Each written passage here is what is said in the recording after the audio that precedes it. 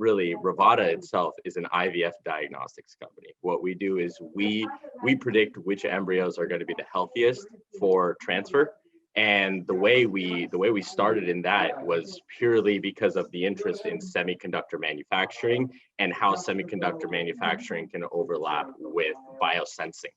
So when I was an undergrad, we took advantage of some undergraduate grants that are available. So we got about $10,000 to start our process there. And we took it, we went into the CNM2, we started building prototypes. From there, we generated enough tangible data. Data is everything. Everyone wants to see data. And if you don't have data, you're just an idea, and an idea is a dime a dozen. So it demonstrates, one, you have the willingness to make do with what you've got, and B, it shows that you're able to actually get concrete value from something you've done. The key here is to have that data. So we had some tangible work product that we still hadn't had a proper product market fit for. We took that to a few different investors, and we got a lot of feedback. I will tell you, like a solid 6 months of no's. Like the whole process was painful. We were talking about like 9 a.m., 9 p.m. working at a Starbucks and still getting the no. But every single no got us to a point where we were able to take some value from it, right? So the worst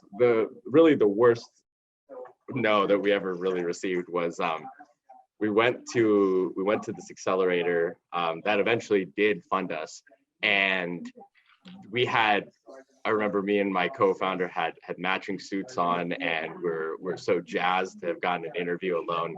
We go there and we have our document full of all of our data and images and what we were doing. He takes it, he looks at it, and he just throws it to the side. He doesn't even read what we had in there for even a second. He goes ahead and he asks us to kind of explain what's going on, like what are we doing? And as soon like the first 10-15 seconds, the eyes just glazed over. He was over it. He was done with it. He didn't want to hear anything else. And then he kind of just said, all right, stop. And we were like in the beginning. So he says, stop. He says, you guys aren't going to make the cut. But let me go ahead and tell you where you messed up. And then we went and proceeded for the next hour and a half just hearing about how bad we were, right? Everything that was terrible, everything that we can improve.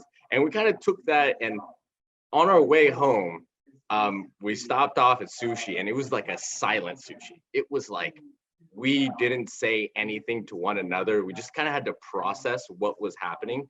That like, were we really that bad? Are we not, had no understanding what was going on, no business sense or anything along those lines, no technical sense. It was painful. And the next day we just started again, 9 a.m. again, 9 p.m. And we kept doing that. And about 3 weeks later, we sent him an email. We sent him an email saying, hey, we don't want to repitch, but we want to get your input because it was very, very useful. And we show up at the requested time, and no one's there. Just completely forgotten. When we're sitting in the lobby and we're kind of just like, hey guys, we've been here for like 45 minutes now. Like, what's up? The next thing I know, this guy's coming up the stairs, laughing with a couple of buddies. And he's like, I totally forgot about this. Let me just go get the partners real quick. Okay, so this just elevated like really quickly from what we were ready for. Anyways, they come in, partners sit down, they're eating their acai bowl and some like green wrap.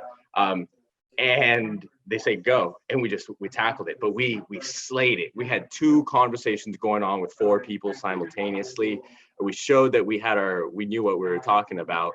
And so after about 30 minutes of just this like pretty good back and forth, they say, all right, take an hour and give us a plan for what you would do the next 4 months if you got into this. And we don't have a plan. Ran outside, put it all together, and we repitched it. We got in there at 11 o'clock. We didn't leave until 6, and they said, you guys have 12 hours to decide if you want to. No, they didn't even say 12 hours. They say, you guys have right now to decide if you want to accept this deal or not. And if you walk out of here, like either you have it or you don't. And if you accept, you have to be here on Monday. And it was Friday. And that was That was October 2016.